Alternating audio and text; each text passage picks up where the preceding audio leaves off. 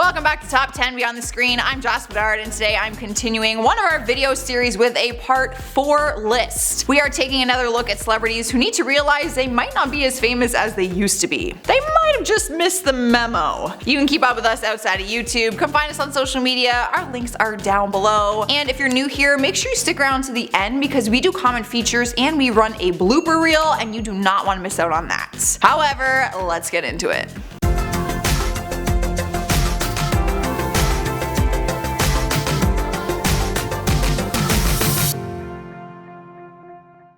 Starting off our list, number 10 is Kevin Federline. I'll be the one to say it, he was only ever famous because he started dating Britney Spears and became the father of her kids. He was actually her backup dancer at the time they started dating, and people thought they were the it couple when they got married in 2004. But their relationship became toxic very quickly. Maybe that's why she wrote a song with that title. Only 2 years later, Britney filed for divorce and filed for full custody of their 2 sons. Her career continued on, she is still an icon, but his obviously faded seeing as she was the source of his fame. So what is he up to nowadays? Well, he is a DJ. Yep, he DJs different events, parties, and even strip clubs.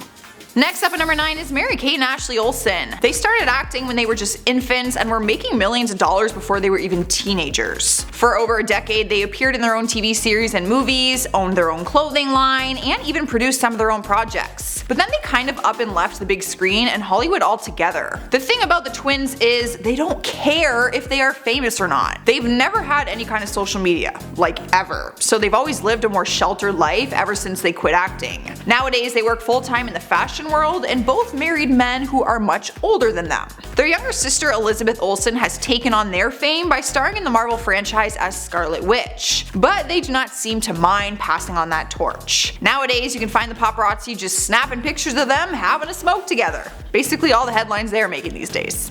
Coming into the number 8 spot is Rob Schneider. The actor and comedian was once taking on big roles in movies next to Adam Sandler. In the 1990s and early 2000s, he was basically everywhere in the industry, but nowadays you don't really see much of him. It's not that he got involved in some kind of controversy or drama. A lot of people have said that his time has just passed. It doesn't help that some of his movies received bad reviews and he was even sued for one of them. Back in 2010, investors sued him for his straight-to-DVD movie called The Chosen One because they wanted to recoup their investment since the movie didn't do well. That doesn't really paint a pretty picture for other casting directors wanting to work with him. It's been a few years since we last saw him on the screen, but he is still trying to stay afloat. He is currently on a stand-up tour that most people didn't even know about. Cruising into the number 7 spot is Mary Zilba. Fans of The Real Housewives of Vancouver will be familiar with her face. She starred in the series for 2 seasons. But after the series came to an end, it looked like she was trying to find her place in the industry. She did a few things that had fans raising eyebrows, wondering if she is doing it to try and keep relevant. She started her own wine label called Love by Mary Zilba, and then she went on to do behind the screen work and started her own production company called Lady Pants Productions. On top of that, she started her own cannabis company, but this did come after her son had a seizure disorder and had to use cannabis to help, so that one we can give her credit for. But she did sign this weird deal to produce digital shows about marijuana, including a weed baking show called Stoners in Stilettos. And people don't really know how to feel about that. I don't know how I feel about that. And at number 6 is Kyle Massey. He found his place in the limelight after taking on the role of Corey Baxter on the Disney series That's So Raven. He was a huge child star with a ton of success, and it looked like his career was smooth sailing from there on out. But then he grew up and got sued for sending explicit material to a minor. According to court documents, in March 2019, he was sued for sending explicit material to a minor, attempting to commit a lewd act with a minor, molesting a minor, and causing emotional distress. He was 27 years old when the allegations took place, and the young girl and her mother say that Kyle was like a father figure to her. She sued the actor for $1.5 million. He is currently just doing sponsored posts on Instagram for Bang energy drinks and also hosts for this app called BNDR Live, which is a live streaming app that was apparently recently created. Halfway through at number 5 is Michael Cera. People quickly adored his dorky and quiet personality when he popped up in movies like Juno, Nick and Nora's Infinite Playlist, and Superbad. But his performances always kind of blended together because it didn't quite feel like he was even acting. Honestly, it just felt like it was him. But he did move away from movies and took on a role in the series Arrested Development. That's pretty much all he's been up to all these years. We don't really hear too much about him. But honestly, we never really did. He's always remained fairly quiet in the industry. Here we are at number 4 with Ashlee Simpson. She followed in her sister's footsteps, Jessica Simpson, and created a music and acting career for herself. And she was successful at both. That was until the epic SNL lip-syncing fail back in 2004 that pretty much ruined her career. If for some reason you haven't seen it, she was performing her song on SNL and the music track started playing, exposing to the world that she was lip-syncing. Not only was she doing music though, she also appeared in some feature films as well. However, in more recent years, you don't really see much of her. Her and her husband Evan Ross were doing a reality show called Ashlee and Evan, but announced that it was cancelled in September 2019. She claims the reasoning is because they are both working on their own projects. We're not really sure what the mother of two will get up to next, but it probably won't be something that gets her back on our screens again. Taking over our third spot is Mike Myers. He is responsible for bringing us two of the most iconic characters in comedy movies, Wayne Campbell from Wayne's World and of course, Austin Powers. He also found a lot of success in the Shrek franchise, seeing as he brought the Green Ogre to life for all of us. But when he started to venture out of that franchise, things didn't go as well as he probably had hoped. He took on the movie The Love Guru in 2008, which he actually co-wrote and co-produced, but it completely bombed. It was a flop. Later on in 2013, he turned to directing, which he actually had some success with. He has made his way back onto the screen, but in the last 4 years, he only has a couple of credits to his name. It was rumored that he might be coming back for Austin Powers 4, but nothing is confirmed. That could give him a make or break situation.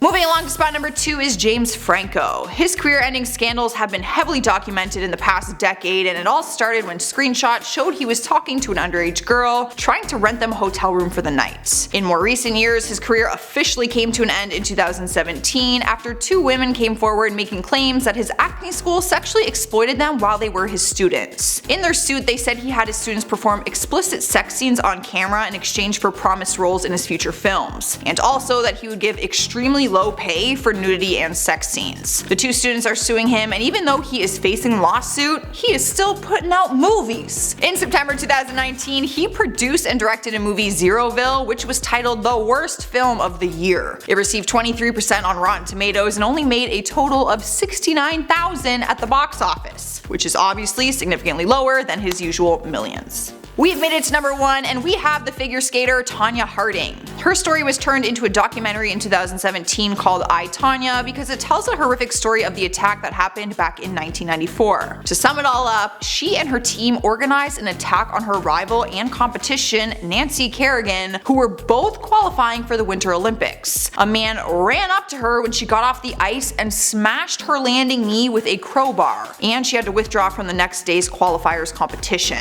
Tonya accepted a plea bargain and pleaded guilty to conspiracy to hinder prosecution. She was banned for life from competing after that. Rightfully so. After the documentary came out, she received a ton of media attention, which it looks like she enjoyed. She even got a 2-hour special called Truth and Lies, the Tonya Harding story. In it, she admitted that she knew about the attack, but says that she was actually a pawn in the whole scheme and that she deserves an apology. But people feel like she should have never been given this attention in the first place. Alright guys, there's our part 4 list. Click that thumbs up button if you enjoyed it and share your thoughts with me down in the comments. I'm gonna end our time together by doing some comment shoutouts.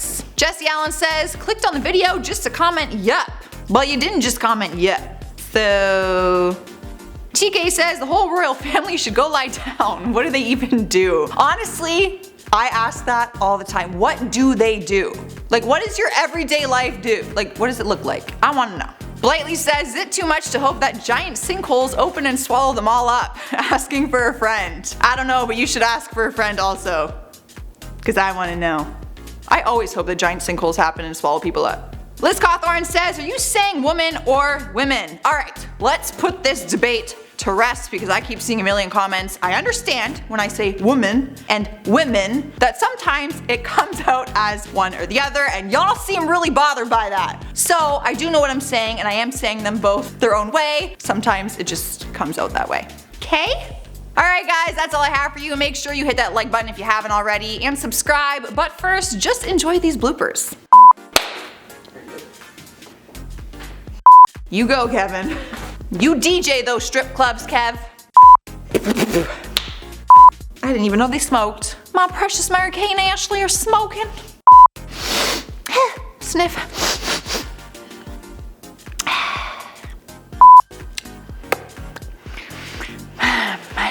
My mouth's so dry. Don't make me laugh. Don't do it. Don't break the spell. Don't make me laugh. Don't make me laugh. Bro, that's so bad. That's like humiliating.